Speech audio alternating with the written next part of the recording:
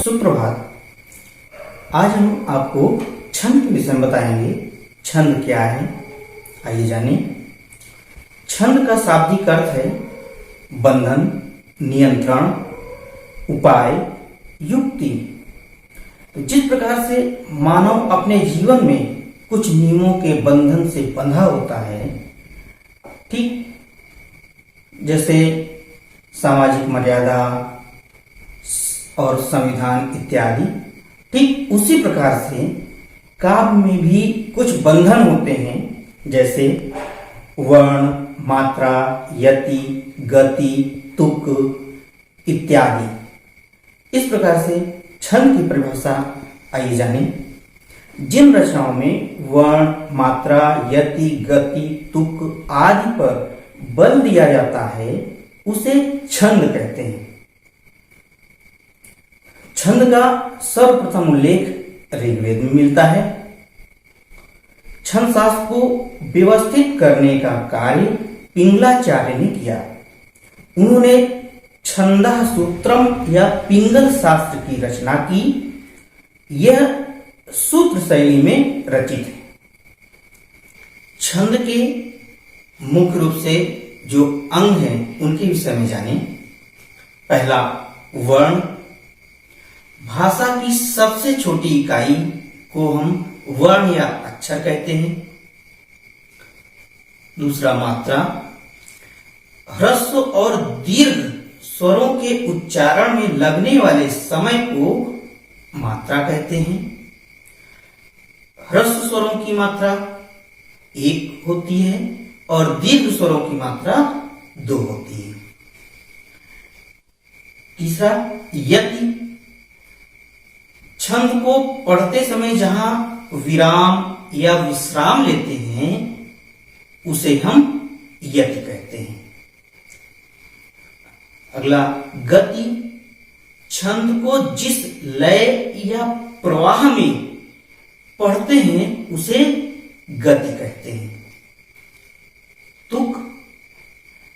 छंद के अंत में वर्णों की जो समानता होती है उसे हम तुक कहते हैं।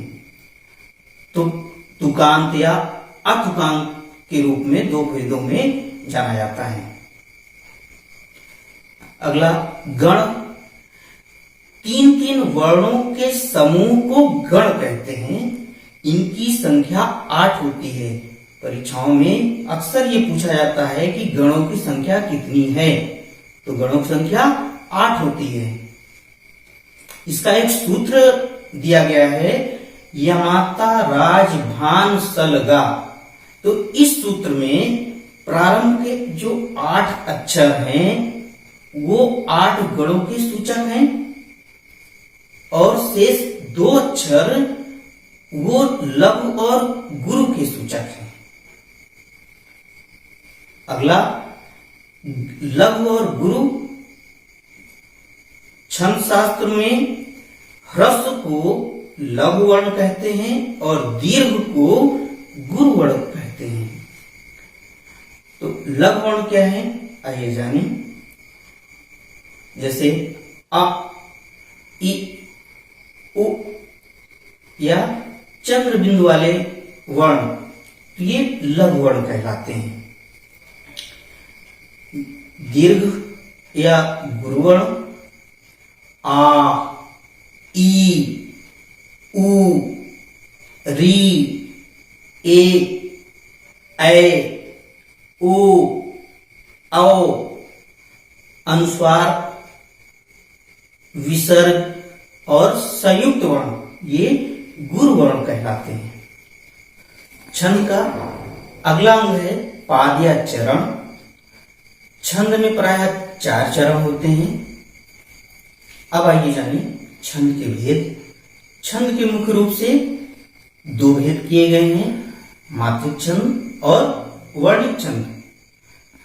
मात्रिक छंद के भी 3 भेद हैं, सममात्रिक छंद, अर्धसममात्रिक छंद और विषम मात्रिक छंद। सममात्रिक छंद के अंतर्गत चौपाई, रोला और हरिगीत का छंद आता है।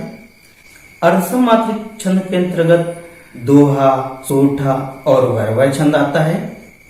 विषम मात्रिक छंद के अंतर्गत छप्पय और कुंडलियां छंद आता है।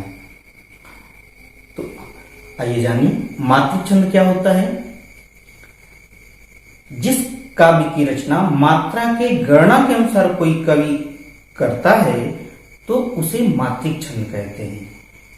वर्णिक छंद, जिस काव्य की रचना वर्ण की गणना के अनुसार कोई कवि करता है उसे वर्णिक छंद कहते हैं।